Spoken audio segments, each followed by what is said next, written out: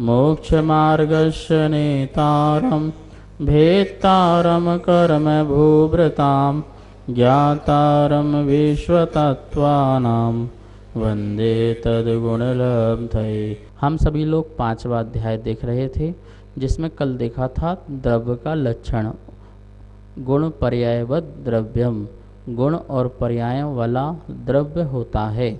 गुण के बारे में जाना और उसमें पर्यायों के बारे में भी जाना। आज अपन आगे देखेंगे, आचार्य भगवान काल द्रव्य का वर्णन करेंगे। अभी तक अपन ने सभी द्रव्यों के बारे में पढ़ा, पर काल द्रव्य के बारे में नहीं पढ़ा। यद्यपि काल द्रव्य के भेद पढ़े थे, वर्तना, परिणाम, क्रिया, परत्वा, परत्व, पर उसमें काल द्रव्य का कोई लक्षण आदि हमें देखने को नहीं मिला। तो आचार्य कह रहे हैं कि काल नाम का भी एक द्रव्य होता है। आइए उस सूत्र को अपन देखते हैं। यहाँ पर 29वां, 39वां और 40वां, 39 और 40 दो श्लोक सूत्र जो हैं उनका हम यहाँ पर उच्चारण करेंगे। आप सब लोग अपनी जनवाणी में 5वें अध्याय में निकाल लेंगे। कालस्य 40वां नंबर सूत्र है सोनंत समयः। सोनंत समयः, इस प्रकार से दोनों सूत्र कहाँ उच्चारण किया। अब इन दोनों सूत्रों का अर्थ बोर्ड के माध्यम से समझते हैं। 5वें अध्याय का सूत्र नंबर 39वां और 40वां। 39वां नंबर सूत्र है कालस्य, बहुत छोटा सूत्र है। कालस्य, इसकी संधि करेंगे कालः च, कालः च। 40वां नंबर सूत्र है सोनंत समयः। सोनंत समयः, संधि करेंगे सो का शह हो जाएगा सह अनंत प्लस समयः, सह अनंत समयः। इस प्रकार से दोनों सूत्र का यहाँ पर संधि विच्छेद हुआ। अब क्या लिखा है, कालस्य है, कालः च है, काल भी द्रव्य है। इस चा से क्या लेंगे, पीछे जो सूत्र चला था द्रव्याणि, अपन ने सूत्र पढ़ा था द्रव्याणि कि ये ऊपर जो आकाश, धर्म, अधर्म, पुद्गल आदि कहे हैं ये द्रव्य हैं। इस प्रकार से बात कही थी। तो आपके मन में प्रश्न आ रहा होगा, यहाँ पर कहने की आवश्यकता क्या थी। वहीं पर काल द्रव्य का वर्णन कर देते थे, उस सूत्र में काल को और जोड़ देते थे तो वहीं पर सारा वर्णन हो जाता। लेकिन नहीं, वहाँ पे वर्णन क्यों नहीं किया, क्योंकि वहाँ कायवान की बात चल रही थी, वहाँ पर बहु प्रदेशों की बात चल रही थी। क्योंकि काल द्रव्य जो है बहु प्रदेशी नहीं होता है, कायवान नहीं होता है। अस्थि तो है पर कायवान नहीं है। वहाँ पर अस्थि काय की बात चल रही थी कि जो द्रव्य हैं और काय रूपी हैं। काय का मतलब बहु प्रदेशीपन भी है। तो आप कहेंगे पुद्गल द्रव्य का वर्णन वहाँ पर क्यों किया, वो तो एक प्रदेशी था। तो पुद्गल द्रव्य में जो है स्कंद बनने की शक्ति होने के कारण वह भी बहु प्रदेशी हो जाता है। लेकिन काल द्रव्य में ऐसा नहीं है, वो कालाणु रूप में रहता है। जो रत्नों की राशि का जैसे ढेर होता है, ऐसे ही वो 3 लोक में एक एक प्रदेश में एक एक काल द्रव्य होता है। इसलिए यहाँ पर सूत्र में कालस्य है। ये जो चा है, ये चा जो है वो द्रव्याणि सूत्र की अनुवृत्ति करता है कि जैसे अन्न द्रव्य, अन्न जो थी वो द्रव्य हैं, इसी प्रकार से काल द्रव्य कैसा है, द्रव्य है। तो ये सूचना देने वाला सूत्र है। क्या दे रहा है, सूचना कि हम अब यहाँ से काल द्रव्य के बारे में आपसे बात करते हैं। तो यहाँ पर काल द्रव्य की सूचना देने के लिए इस सूत्र का अवतरण यहाँ पर हुआ। अब देखिए सोनंत समयः, जो काल द्रव्य है, सह मतलब वह काल द्रव्य जो है कैसा है, अनंत समयः, अनंत समय वाला होता है। काल द्रव्य जो है अनंत समय वाला होता है। भूतकाल में अनंत समय हो गए, भविष्य काल में अनंत समय होंगे, वर्तमान का समय, ये सब मिलाकर के काल द्रव्य कैसा है, अनंत समय वाला होता है।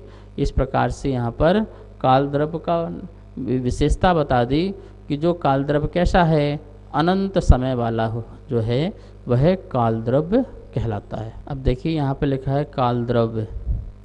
क्या है काल द्रव्य का कार्य, किस रूप होता है काल द्रव्य, इसके लिए अपन स्लाइड के माध्यम से पढ़ते हैं। पहला पॉइंट लिखा हुआ है यहाँ पर, स्वयं बदलकर अन्य द्रव्य रूप नहीं हो जाता।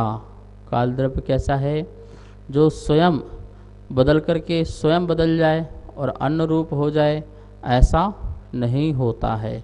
जैसे अन्य लोग में कहते हैं काल द्रव्य ने हमें बदल दिया, काल द्रव्य ने हमें बदला दिया, बोले ऐसा नहीं, वो तो स्वयं भी बदलकर अन्य रूप नहीं होता है, अन्य द्रव्य रूप नहीं होता है, ऐसा काल द्रव्य होता है। और भी लिखा है दूसरी लाइन में, पर द्रव्य के गुणों को अपने में नहीं मिला लेता है। जो पर द्रव्य हैं उनके जो गुण हैं उन गुणों को अपने में नहीं समेट लेता है, अपने रूप नहीं बदल लेता है। अन्य द्रव्य काल द्रव्य के निमित्त से परिणमन करें और परिणमित होते हैं, लेकिन वह अन्य द्रव्य के जो गुण हैं उनको अपने रूप नहीं परिणमन कराता है, अपने में नहीं मिला लेता है। तीसरे नंबर में लिखा हुआ है, प्रेरक होकर अन्य द्रव्य के गुणों को अन्य द्रव्य के गुण रूप भी नहीं परिणमाता है। प्रेरक काल द्रव्य उदासीन होता है, ध्यान रखना, अन्य द्रव्यों के परिणमन में उदासीन रूप से होता है, प्रेरक रूप से नहीं होता है। प्रेरक रूप से होकर के क्या कहना चाह रहे हैं कि भैया ये जीव द्रव्य है और इसके जो परिणमन हैं मैं इस दूसरे जीव द्रव्य में परिणमन करा दूं, इसका इसमें उसका उसमें करा दूं, पुद्गल का जीव में जीव का पुद्गल में करा दूं। तो बोले ऐसा भी नहीं हो सकता है कि अन्य द्रव्य के गुणों को अन्य द्रव्य के गुणों रूप परिणमाता भी नहीं है। सभी द्रव्य अपने अपने रूप से परिणमन करें, ऐसा काल द्रव्य उसमें निमित्त बनता है। और भी कह रहे हैं कि प्रेरक होकर अन्य द्रव्य के गुणों को अन्य स्वरूप भी नहीं कर देता है। परिणमाना तो ठीक है, अन्य स्वरूप भी नहीं कर देता है। ऐसा नहीं कि इस जीव का स्वरूप हो उसे पुद्गल का स्वरूप बना दे, पुद्गल का स्वरूप को जीव का स्वरूप बना दे, तो ऐसा भी नहीं करता है। अन्य गुण रूप भी परिणमन नहीं कराता है, ज्ञान गुण को दर्शन गुण करा दे, दर्शन गुण को ज्ञान गुण करा दे, ऐसा भी नहीं करता है। और ना ही पुद्गल के गुण को जीव का गुण और जीव के गुण को पुद्गल रूप गुण करा दे, ऐसा भी नहीं कराता है। परिणमन में निमित्त बनता है, इसका मतलब नहीं कि काल द्रव्य जैसा चाहे वैसा कुछ कर दे, ऐसा नहीं है। सभी द्रव्य की अपनी निज निज शक्ति से अपने स्वरूप रूप ही जो परिणमन होता है वही हो सकता है। उसमें सिर्फ काल द्रव्य क्या हो सकता है, निमित्त मात्र हो सकता है परिणमन में। नीचे लिखा हुआ है लास्ट वाले में, द्रव्य स्वयं ही परिणमते हैं, काल द्रव्य उदासीन निमित्त मात्र होता है। बस ये काल द्रव्य का काम है, ठीक है ना। क्या काम है काल द्रव्य काम, कि प्रत्येक द्रव्य स्वयं ही परिणमनशील हैं, वह तो मात्र उदासीन रूप से, उदासीन रूप से मतलब क्या होता है, जिसमें उसकी प्रेरणा न हो, प्रेरक ना हो। जैसे गुरु तो प्रेरक हैं बालक को पढ़ाने में, तो ऐसी प्रेरक वाला काल द्रव्य नहीं होता है। काल द्रव्य बिल्कुल उदासीन होता है। जैसे रेल की पटरी चलने में उदासीन है, जल मछली को चलने में उदासीन है, इसी प्रकार से काल द्रव्य भी प्रत्येक द्रव्य के परिणमन में उदासीन कार्य करता है या निमित्त बनता है। मेरे मन में एक शंका उत्पन्न हो रही थी, काल को द्रव्य क्यों कहा गया? काल में द्रव्य का लक्षण पाया जाता है, इसलिए काल को भी द्रव्य कहते हैं। जैसे जीव पुद्गल आदि का लक्षण बनता है, ऐसे ही काल द्रव्य का भी लक्षण बनता है। क्या लक्षण बनता है? काल का लक्षण बनता है वर्तना ही जिसका कारण हो, वर्तना हेतुत्व जो काल द्रव्य का लक्षण है। और काल द्रव्य की जो लक्षण जो बनाया है, उत्पाद वय युक्त सत्तम, ये अपन ने पढ़ा था, उत्पाद वय युक्तम सत, उत्पाद वय युक्त से सत होता है। तो काल द्रव्य क्या है? सत है। और जो समय हैं वो है काल द्रव्य की पर्याय हैं, वर्तना गुण हैं, और उसकी जो पर्याय हैं वो समय है, तो एक एक समय वो काल द्रव्य की पर्याय हैं। इस प्रकार से काल द्रव्य गुण और पर्याय वाला होने से काल को भी द्रव्य कहते हैं। काल में उत्पाद, व्यय और द्रव्य किस अपेक्षा से पाए जाते हैं, ऐसा भी हमारे मन में प्रश्न आ सकता है कि उसमें उत्पाद, व्यय, द्रव्य कैसे होता है काल द्रव्य में।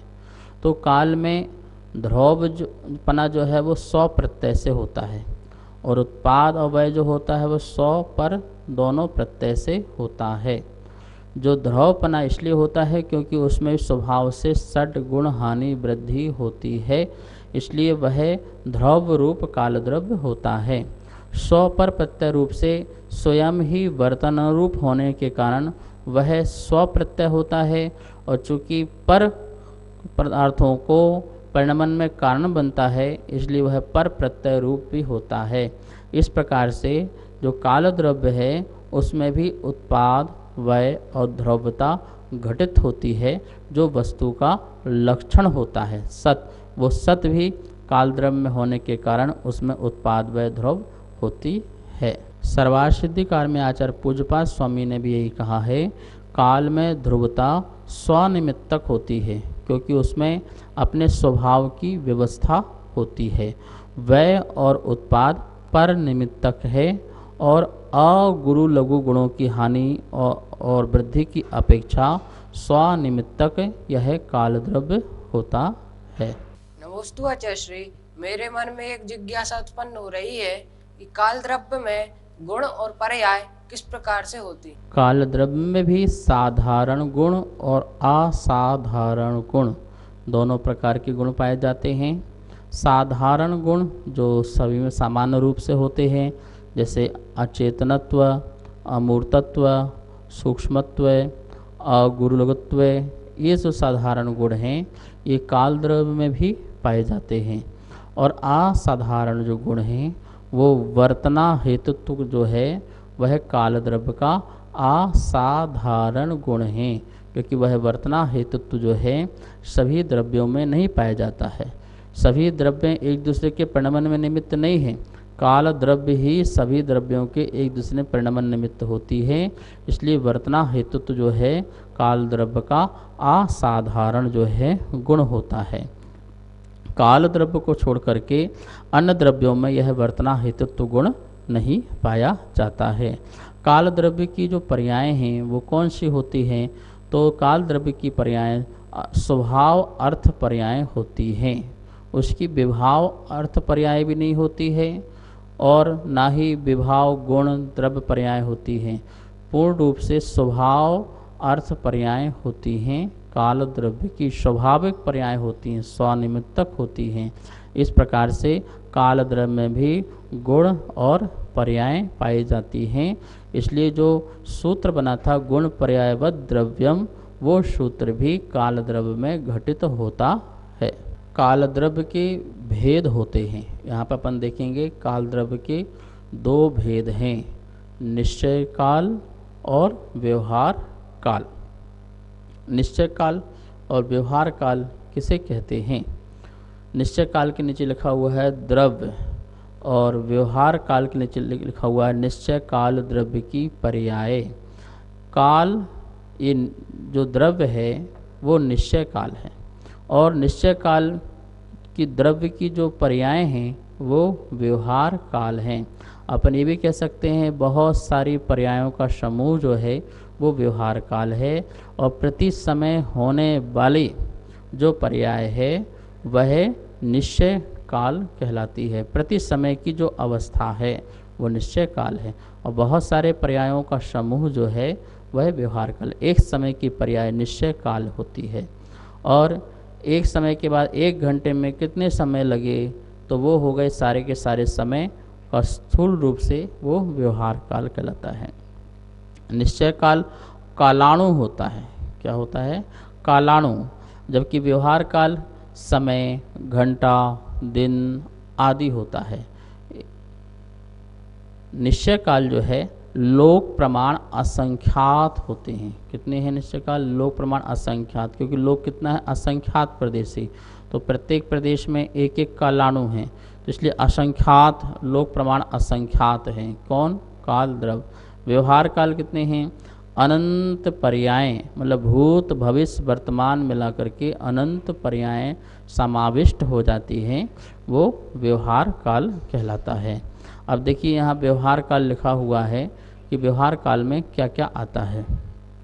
व्यवहार बोलो, विकल्प बोलो, भेद, पर्याय, ये सभी जो हैं एकार्थवाची कहलाते हैं।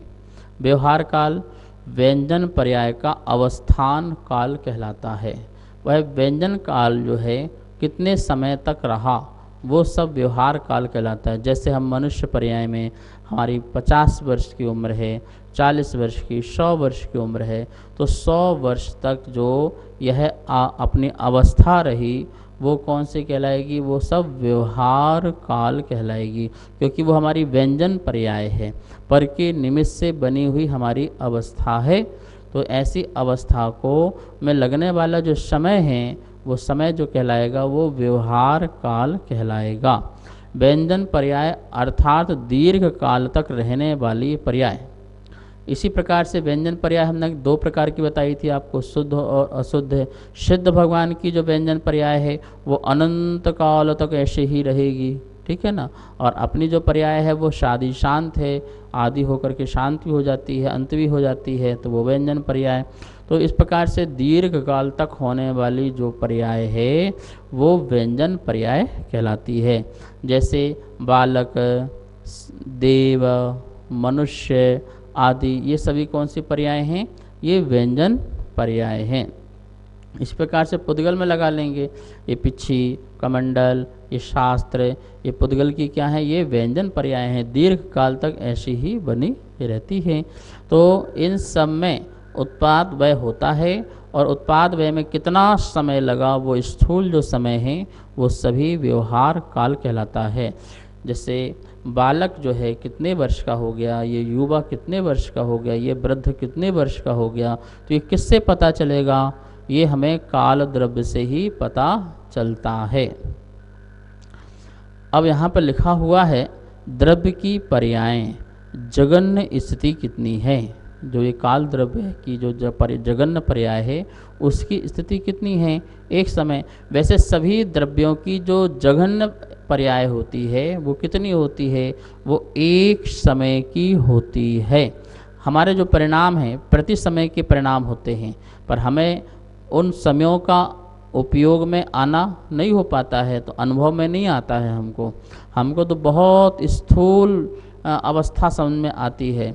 प्रति समय कर्म का बंध हो रहा है और प्रति समय कर्म की निर्जरा भी हो रही है, लेकिन हमको प्रति समय का अनुभव नहीं हो पाता है।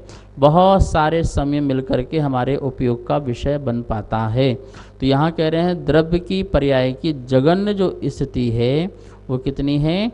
एक समय की होती है।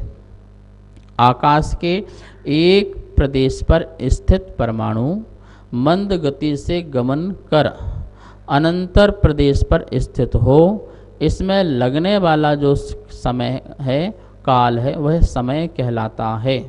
देखिए एक समय किसे कहते हैं? जो पुद्गल परमाणु हैं वो मंद गति से उसी में अपने बाजू में लुढ़क जाए, जो बाजू में जो उसके पार्श्व भाग में जो है प्रदेश है उसमें चला जाए, मतलब कि एक प्रदेश से दूसरे प्रदेश में जाने में मंद गति से जितना उसको समय लगता है उसे शास्त्र में आगम में एक समय कहा है। अथवा यहाँ लिखा हुआ है समीप रहने वाले दो परमाणु जितने समय में परस्पर में उल्लंघन करें वह काल समय कहलाता है।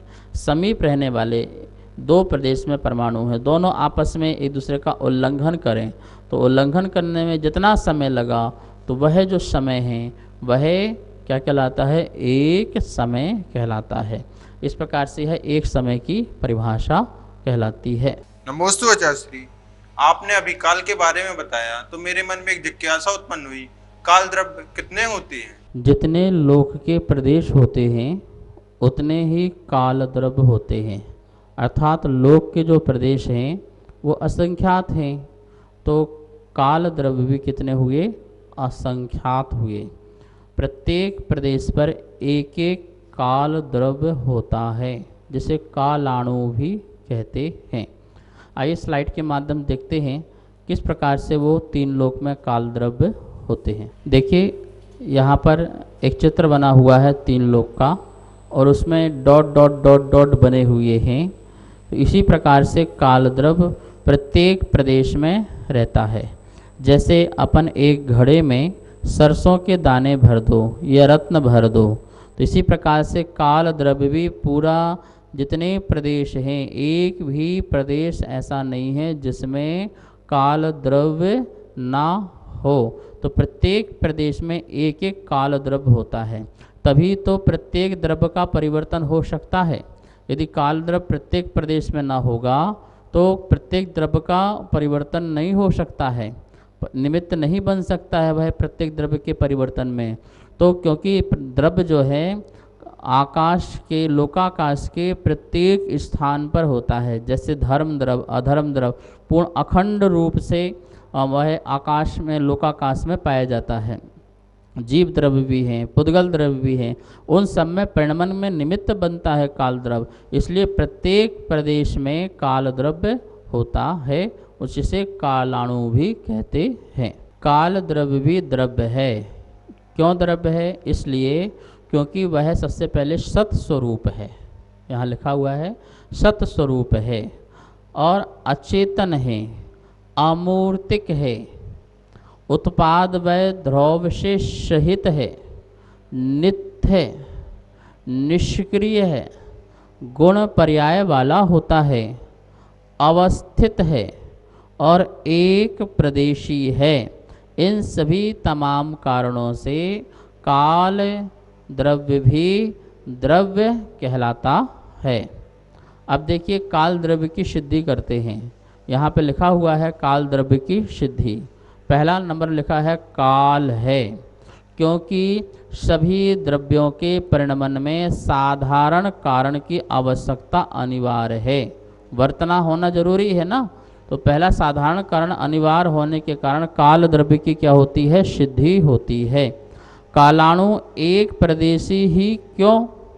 तो जितनी बड़ी पर्याय होती है उतना द्रव्य, इसलिए काल की समय पर्याय जितना एक प्रदेशी कालाणु है। मंद गति से गमन करते पुद्गल परमाणु को एक आकाश प्रदेश की सहायता होती है। तो इस प्रकार से कालाणु की ही एक प्रदेशी होता है। हर प्रदेश पर एक ही क्यों होता है? वरना उस प्रदेश के द्रव्य विशेष रूप से एक परमाणु का परिणमन कैसे बनेगा? यदि एक एक प्रदेश में कालाणु ना हो तो वह पर मंद गति से गमन करने वाला जो पुद्गल है उसका भी परिणमन नहीं पाया जाएगा। इसलिए काल द्रव्य प्रत्येक प्रदेश में पाया जाता है। इस प्रकार से अपन ने यहाँ पर कालस्य जो सूत्र था, काल भी द्रव्य है, इसकी यहाँ पर अपन ने सिद्धि की। 40वां नंबर सूत्र में सोनंत समय, यह बात आई थी कि काल द्रव्य का समय कितना है? तो अनंत समय वाला जो है वह काल द्रव्य है। अनंत समय कौन सा कहलाता है? तो अनंत समय जो भूत संबंधी समय है और वर्तमान संबंधी समय, भविष्य काल संबंधी जो समय है, वो समय जो है सभी को मिलाएंगे तो वो अनंत समय वाला बन जाता है। मतलब हम यदि भूत भविष्य के समय ना माने तो फिर हम भूतकाल की जो पर्याय हैं वो पर्याय भी हमें नहीं मानना पड़ेंगी। भविष्य काल का भी समय ना माने तो भविष्य काल में होने वाली जो पर्याय हैं उन पर्यायों का भी हमको अभाव मानना पड़ेगा। इसलिए काल द्रव्य से सिद्धि होती है, भूत पर्याय और भविष्य पर्याय की सिद्धि यदि होती है तो वो काल द्रव्य से होती है। गणना यदि होती है तो गणना यदि हो जाती है तो वह काल द्रव्य के निमित्त से होती है। प्रत्येक द्रव्य की जो गणना है भूत और भविष्य की, वो सब काल द्रव्य के निमित्त से होती है। जो ये घड़ी घंटा सूर्य आदि हैं, इसके निमित्त से तो काल द्रव्य की अभिव्यक्ति होती है। ये काल द्रव्य नहीं है, ये तो काल द्रव्य के अभिव्यक्ति के स्थान हैं। लेकिन कालद्रव्य तो प्रत्येक लोकाकाश में पाया जाता है।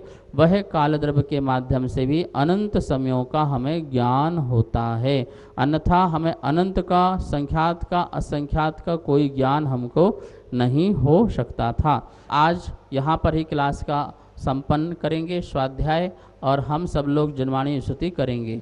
आप लोगों के मन में प्रश्न आते रहते हैं, बहुत सुंदर सुंदर आप लोग प्रश्न करते हो और अब बहुत जिज्ञासाएं आती हैं। बड़ी खुशी होती है जब आप इस प्रकार से प्रश्न करते हैं। इसका मतलब आप लोग स्वाध्याय बहुत अच्छी तरीके से कर रहे हैं।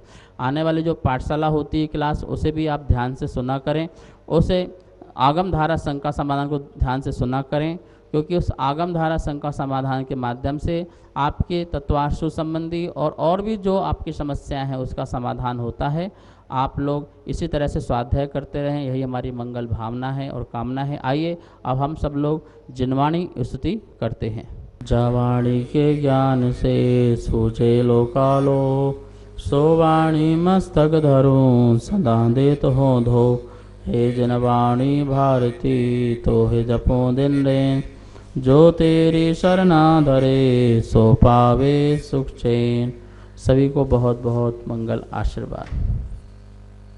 सभी को सादर जय जिनेन्द्र। तत्वार्थ सूत्र के द्वितीय अध्याय की पुस्तक छपकर आ चुकी हैं, जो कि आपको लॉकडाउन के बाद प्राप्त हो जाएंगी। आप अगर तीसरे अध्याय की पुस्तक छपवाना चाहते हैं तो नीचे दिए गए नंबर पर संपर्क करें। जय जिनेन्द्र।